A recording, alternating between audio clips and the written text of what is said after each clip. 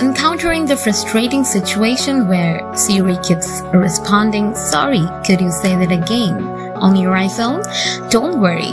In this video, I will present 3 advanced troubleshooting guides to fix Siri Keep Saying, "Sorry, could you say that again?" So, let's get started. Solution 1. Check your internet connection. Siri requires an internet connection to function properly. Make sure that your iPhone has proper internet. If not, then fix the internet, enable airplane mode for 10 seconds.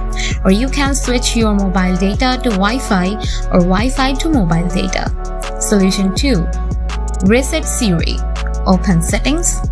Scroll down, tap Siri and search. Tap Siri and dictation history. This will reset Siri's learning data. Tap Delete again. Solution 3. Disable Siri and re-enable it. To do this, go to Settings, scroll down, tap Siri and search. Now toggle the switch off and then back on. Then restart your iPhone. By following the steps, Siri will start responding and your problem should be fixed.